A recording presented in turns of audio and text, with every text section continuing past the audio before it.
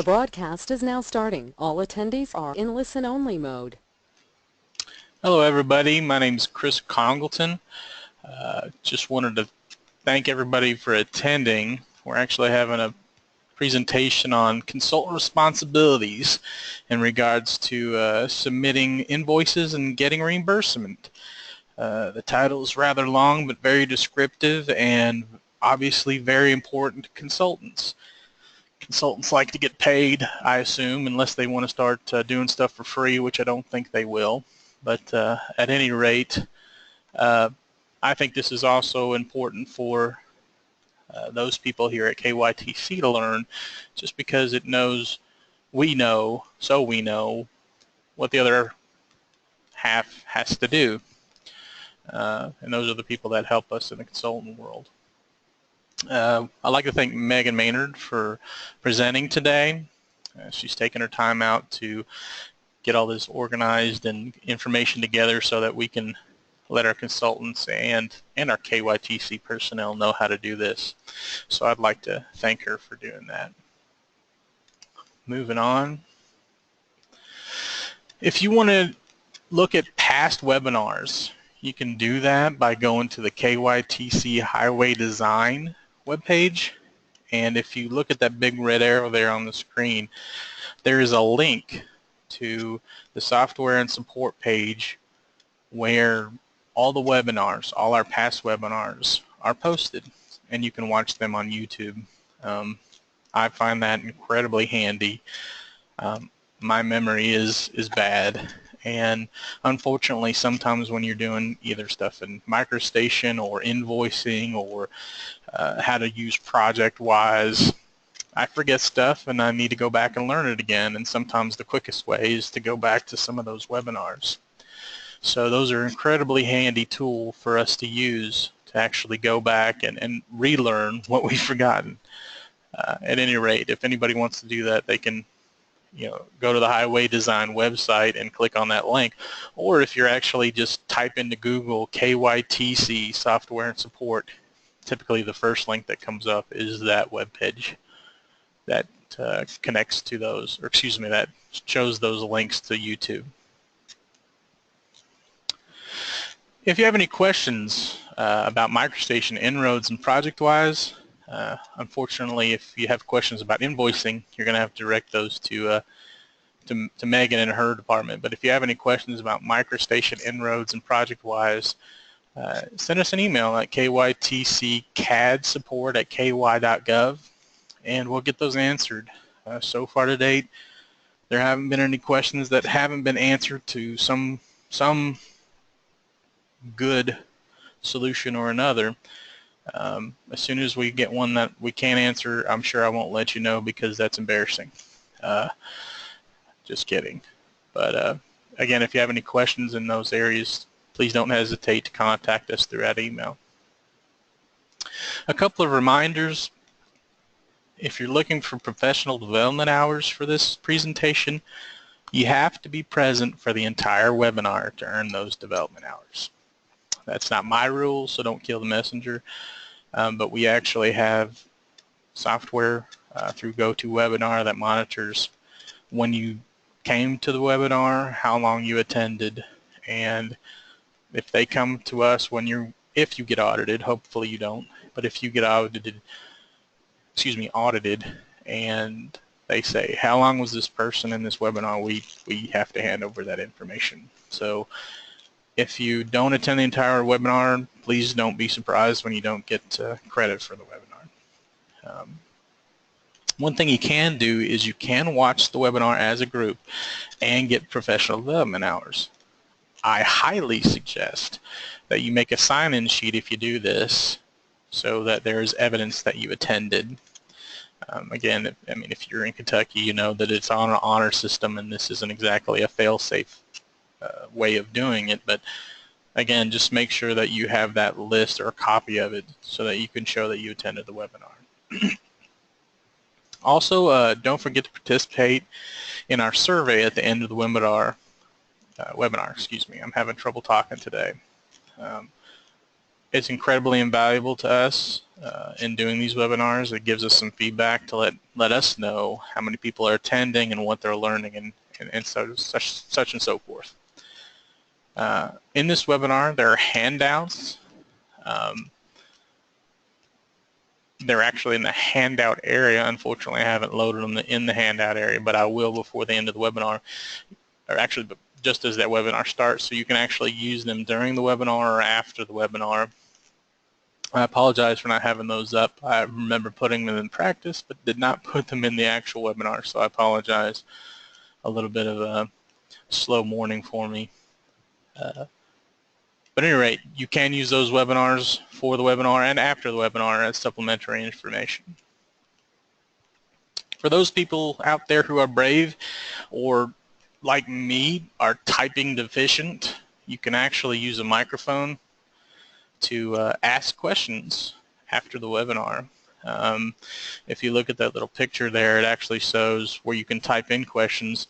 But if you look at your name, if you want to set up a microphone, you can do so in your control panel through GoToWebinar. You can do a sound check and make sure your mic and your speakers are working, but obviously your mic, but you have to have a microphone hooked up to do this. We've had one person try it. There's a little bit of a technical difficulty, but it did work.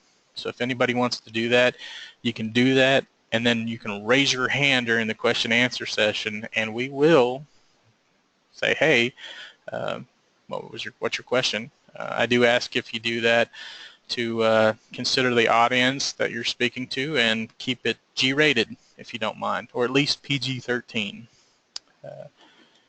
At any rate, if you want to do that, you can. All right, let's move on to our poll questions. Our first poll question is one we ask at every webinar, and I apologize for those of you who've been to many, but it's information that we like to have. We'll wait here while everybody votes.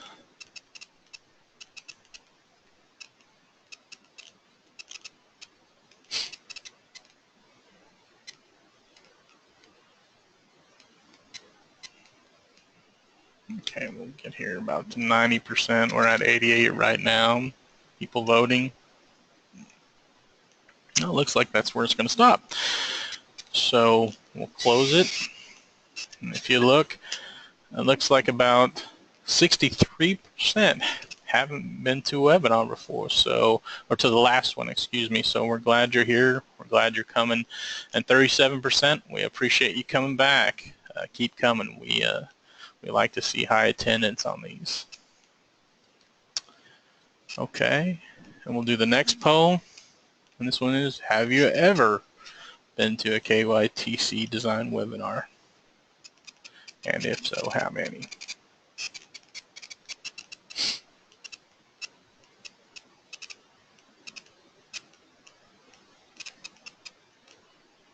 Getting more voter participation on this one. Well over 90% already. Looks like we've got everybody voting who's going to vote.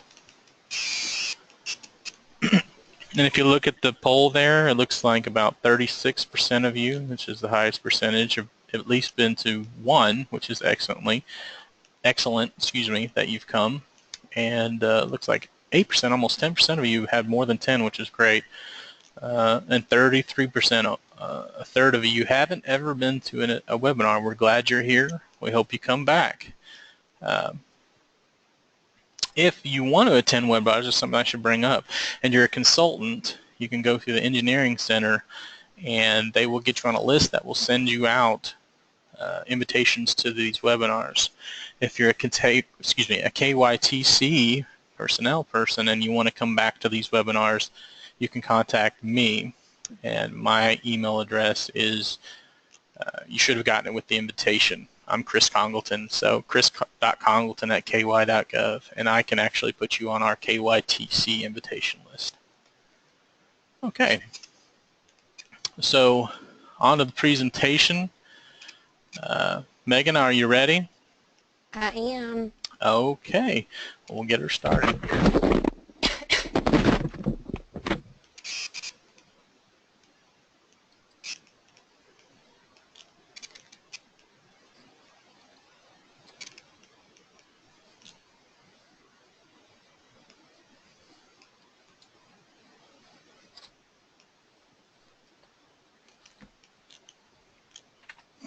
Bear with me, you all. I'm trying to get this pulled up.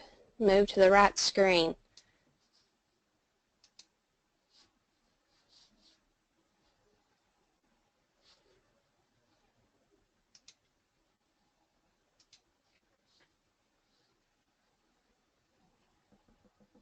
Okay.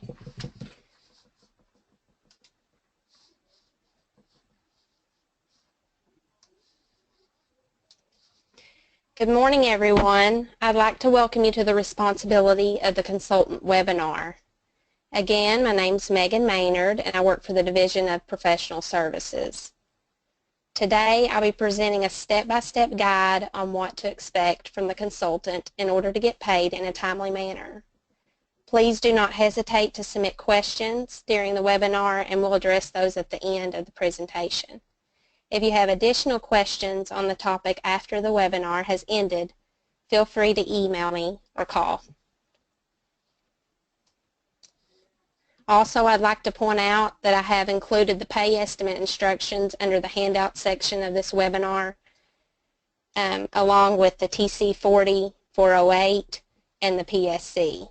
This might be helpful to have on hand if you need to refer back on how to process the needed documents. But we're going to talk about each one of those today. Today's agenda is where can I locate all the forms that are required for payment? What is the TC40 408 form and how do I complete it? What is the PSC form and how do I complete it? What to include on the email to the KYTC project manager, and then we'll talk about some miscellaneous notes. Okay, next up, where can I locate the proper forms? You can go to this website. This is the professional service website. I'll pull it up for you so you can see. Okay, and it's got all of our forms located on here. And down here at the bottom, there's a list of all the forms that we're going to talk about today. The TC40 408 pay estimate instructions, a blank pay estimate, this is what you'd use to fill out to submit for payment, a PSC blank invoice form, TC40 408 example, and the TC40 408 processing instructions.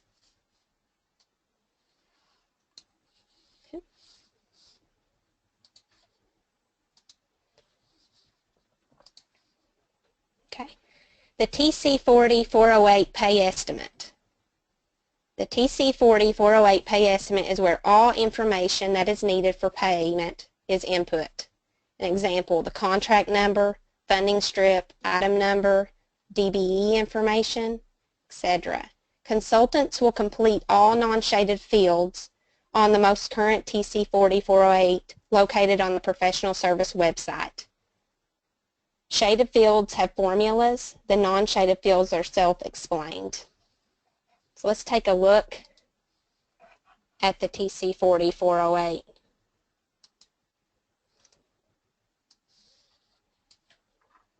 Okay. This is a blank one. This should be attached to your handout section.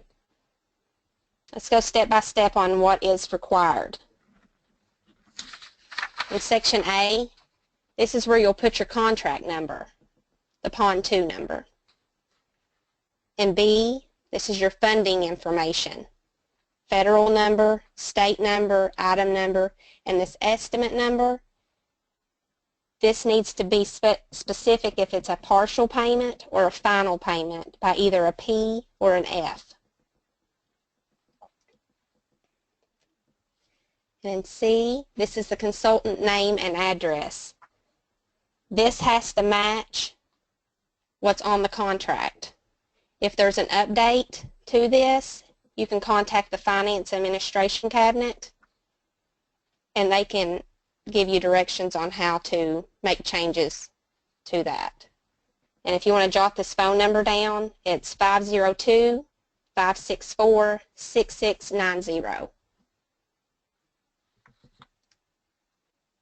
And letter D, it's your invoice date. This is the date that you completed the estimate sheet.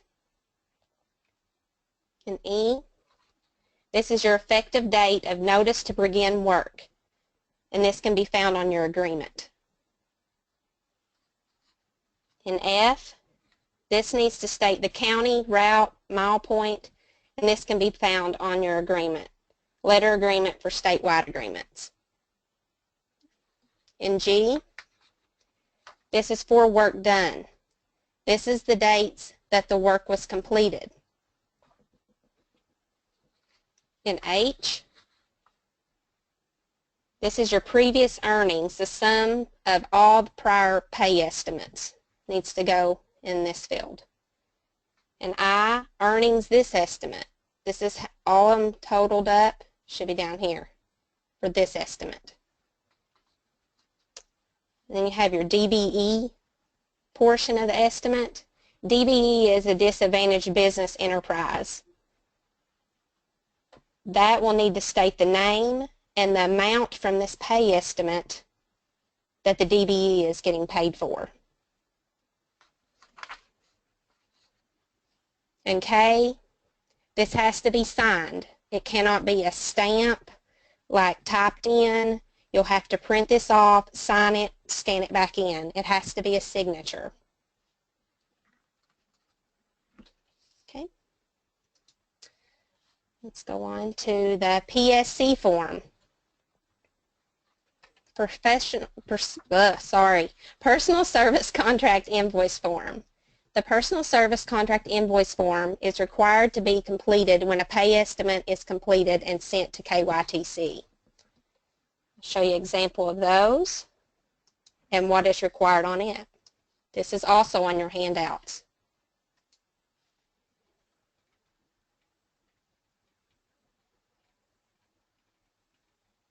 The highlighted section is what is required.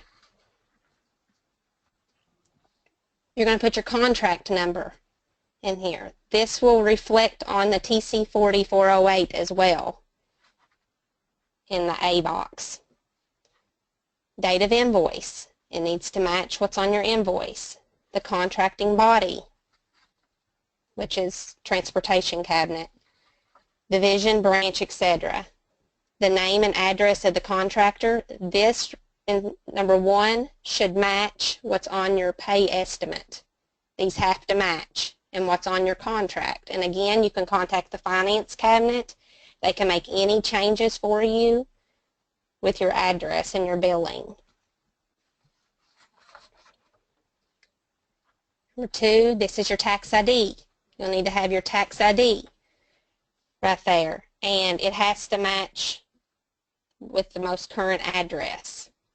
If your tax ID changes, again, contact the Finance Administration Cabinet.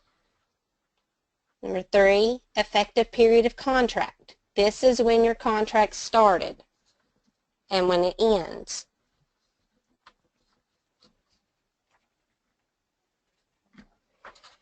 And these have to be filled out. They have to have a date in them. It cannot say current. It has to be the date, the notice to proceed date, and the ending date. And this end date needs to reflect any contract modifications and time extensions. Number 4, this is the amount of the invoice. This has to match your TC 4408 total for that invoice. And number 5 and number 3 are the most important things that we have problems with, and we're always sending back to the consultant to have them corrected. Please, please, I can't stress it enough, make sure that your starting date for your service and your ending date fall between the effective period of the contract. These dates for your service have to fall in the range of the contract period. If they do not, it will be sent back for you to fix. And if this is a final invoice, you need to click yes or no.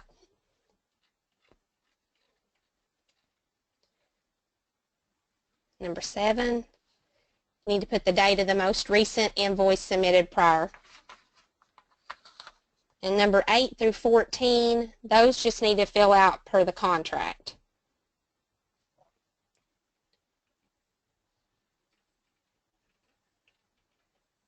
down here, it has to be signed and dated. And this will be attached as well to the email. And I'll show you here in a few minutes what else needs to be attached. Okay, on to the next. What to include on the email. The PDF of the signed TC 4408 pay estimate. This is an example of a completed one. This is on our website, minus the signature. This is what it'll look like. It needs to be signed. It's got a DBE down here. And if you have multiple funding strips for the letter agreement for statewide, you'll need to list each individual one with their funding strip, the amount, and the description of the work. Like if you have letter agreement 2, but you have 3 funding strips, those need to be broke out of how much is paid on each funding strip. We have to know that in order to make payment because that's the way the contract's set up in EMARS. And we have to select those different lines and the amount. Make sure your federal number's up here. If it's federal funds, that has to be put in there. State number, item number, sometimes they'll just say not available, but that needs to be in there. And your county, route, and mile point. And your dates. They have to fall within the contract's date. And your estimate number, these need to be in sequence. We can't pay a 23 if a 22 hasn't been submitted. So please make sure that that 22, they're in chronological order.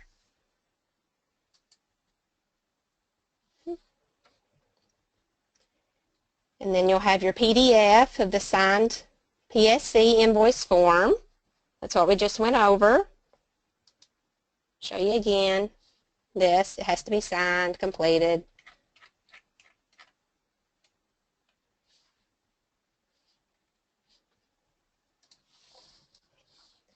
And then scanned copy of the letter agreement.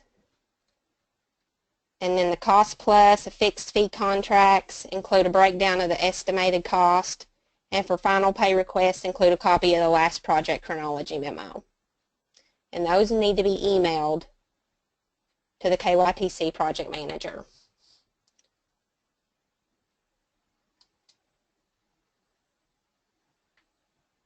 Okay. Does anyone have any questions or anything? I'm going to go back and touch on a few things.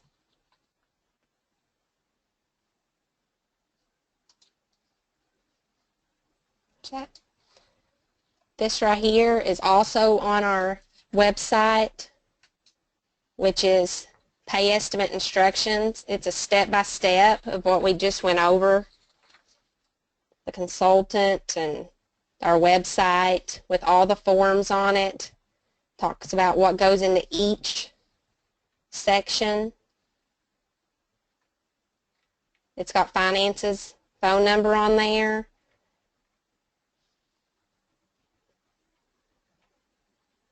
Again, your for work done dates needs to fall within the contract dates. They cannot be outside of that. It will be sent back to be completed or fixed. And we have our consultant checklist for PSC forms. It's everything we just talked about.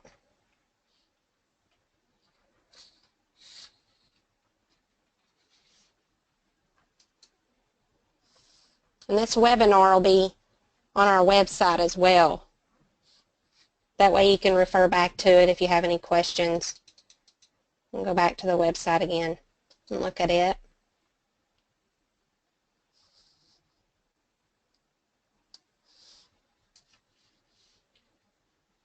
And you can go here for your blank pay estimate and fill it in. Again, those have, there's funding.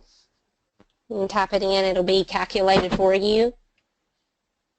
Type it all in. It's all pretty and clean and neat. Everything has to be typed. Nothing can be wrote in. If it's wrote in, we're going to send it back to be fixed. And that's not just in professional services, that's up in accounts. That's who sends it back. Once we process it, we send it to accounts. And then they have to do the same thing. They have to look over it again. And if things aren't to their specifications, then they'll send it back to us, and then we have to send it back to you, delaying longer on you getting your payment.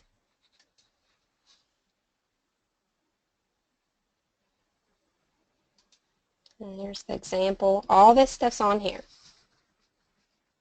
But feel free to call me if you have to, if you're confused, need to ask a question, anything. That's a completed one. We just looked at that.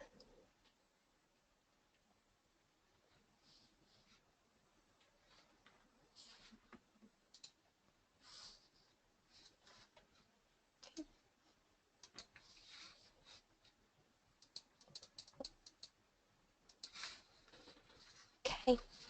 And that's it. If anybody needs to ask any questions, just here's my email address and my phone number. Feel free to contact me.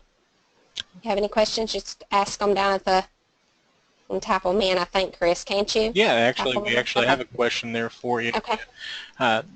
It actually asks, what if there is no project chronology memo, since they are usually done when there is a contract modification?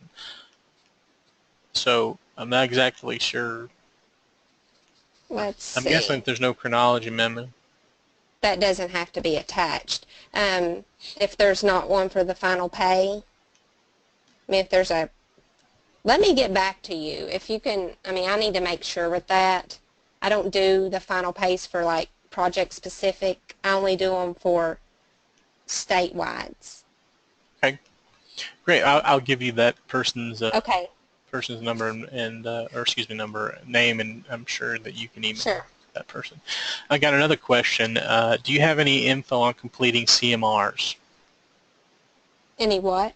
Any What was info that? on completing CMRs? CMRs? No, I do not. Okay. I do not complete them. Okay, so that was from a guy who used to work in this division, so he'll have to ask somebody else. Then there's actually two more questions. Is the ending date for the PSC always the same as the schedule of milestone ending date? It should be the date that they give them on the contract when work is to be completed. Okay. Does that answer it? I mean, it may not. There's so many terminologies for it. Yesterday I had one that it had 95% of work, but it had a date, but a time extension needed to be turned in order to finish the next 5%. Okay. So those dates, and if there's, I mean, with the dates, I see a lot of it. I mean, with the notice to proceed date, it's different in EMARS because it takes a couple days for us to put it in there, and that's the date that we put. But if you have any questions, before you fill out that PSC form, don't just fill it out and say, oh, they'll let me know. Call us. Call me, and I can walk you through it to see which date you need to put in there. Don't just send it and let me send it back to you. Okay, that's always good advice, is to go ask when you don't know. I wish I would follow that advice, Megan.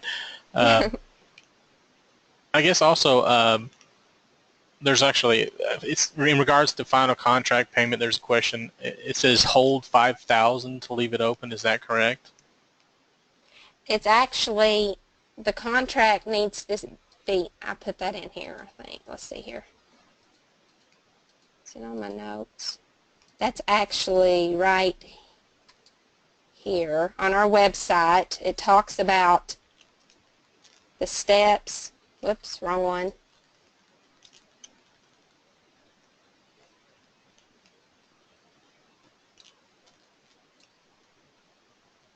Okay.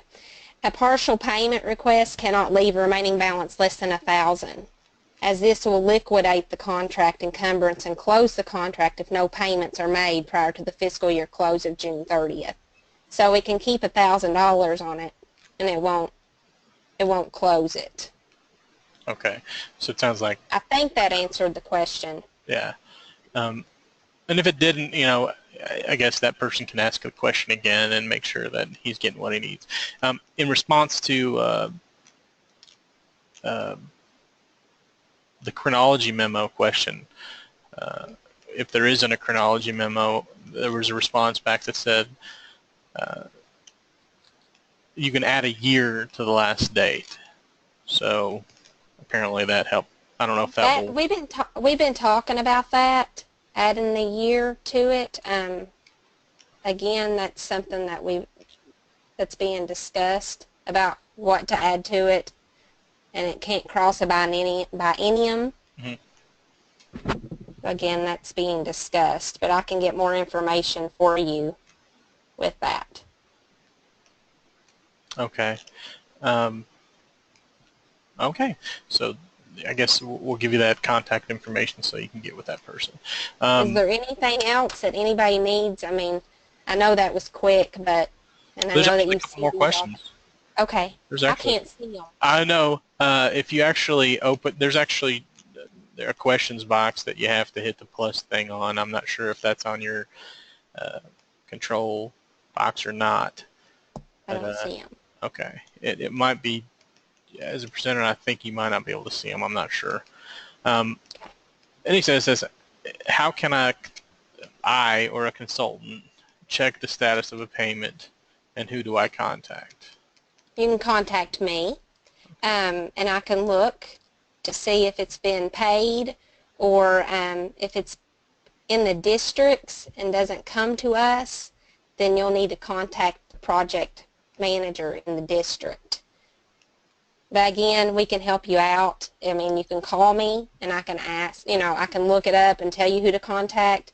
But if you know who you sent your payment to, it would be wise to just contact them and go from there. Because the districts, there's people out there that make payments as well. I'm not the only person that makes payments, so I don't know when everybody processes their payments. Yeah, that makes sense. We actually have 12 different districts that are doing the same thing that you're doing a lot of the time. Mm-hmm. Okay. Then there's, our consultants evaluated on the accuracy and timeliness of submitted invoices. Yes, that can reflect on your performance evaluation. So accuracy, making sure that it's not getting sent back to you a lot, making sure everything's inputted, the amounts, it's signed, dated, all of that. It can reflect against it because it's work that you know about, especially now when it comes to us and us having to send it back to you. It's not necessarily negligent, but it's causing us to come back and say this needs to be fixed when you know what to put in there. And if you have a question before you submit it, call us and we can walk you through it. Again, don't just submit it. All right, always good advice. And lastly, it looks like this might be our last question. To whom are the final invoices submitted to for final processing? Or excuse me, for processing? Statewides come to me, and I process those, and they're sent up to accounts. As for county specific, project specific, those go to Brad Eldridge. And once Chapter 200 Highway Design Memo, there'll be an update, and final pays and who you submit them to will be updated. But right now, you'll send them to Brad Eldridge. Okay. Does anybody else have any questions? If you do, type them in, or I'm actually going to check and see if anybody's hand is raised. I know one person's hand was raised, which I'm sure was accidental. I know that person personally, and they don't like public speaking. Looks like nobody's hand is raised. Oh, we do have somebody actually asked another question. It says the payment instructions you have shown are different from the ones that I'm using that were issued by central office. My copy has the same line about the $5,000 remaining balance that was just questioned. Are these different for statewide contracts? No, we have updated those, and on our website is the update of what it should be. Okay, so I mean, we've updated it since then because I did have that copy as well, and I'm the one that made the change. all right, great. That sounds like So print off what's on our website, and that's all been updated. all right, excellent. I just want to point out. Oh, it looks like it says that statewide final payments actually go from the consultant to the statewide project manager for approval before professional services. That's correct, yes, and then they come to me. Sorry, I missed a step of the KYTC project manager, but yes, you would send them like normal. They would come to me after the project manager. Great. Okay. Well, before yeah, if there's any more questions, we'll take them as they come. We actually have for those handouts that weren't in there before. If you look on your control panel, those handouts should be there. There's 3 handouts, specifically the PSC invoice form, also the TC40-408, which is processing steps, and the consultant pay estimate instructions. Those obviously are going to be very important to consultants, but also to the KYTC personnel who actually might want to know how the process goes. So download those at your convenience, and those will be incredibly helpful. And also to come back and watch this video on YouTube, you can actually follow along and look at those as you watch that video. Got one more question here. Are you up for it, Megan? Yeah. Good. It says, is there any particular reason why letter agreements need to be submitted with each and every invoice? That way we can make sure it's for that project. Sometimes they'll send in a payment and it'll have a different letter agreement for what's on the actual contract in EMARS. So it's just to verify that's what it's for, and it all has to be sent upstairs for them to review as well in accounts. Okay, makes sense. Well, there's it looks like there's no more questions left, so I'm going to give like a maybe 10-second. Oh, looks like you got a compliment. It says, "Great job, Megan." And I actually got another one of those I meant to tell you. So it looks like you're doing a good job, Megan. Hopefully, I think we're doing another webinar here soon, correct? Yeah, we're going to do one on the district's processing payments. Great. And it's what I do, basically talking about step-by-step of EMARS and the way to put payments in the system. Great. That will be helpful for us, for everybody, like I said, KYTC and consultants alike. And we look forward to that. We'll nail down a date, and I'll send out invitations, and we'll let everybody know when that's happening. You're doing that webinar as well, correct? I am. Great. Yes. So you're double dutying on this. We appreciate it. Okay. Well, it sounds like we're all done, and we appreciate everybody coming. Please, if you can, come to the next one. And until then, we'll hope everybody does well. Thanks again for coming. Megan, thank you. Thank you. Okay. Bye-bye, everybody.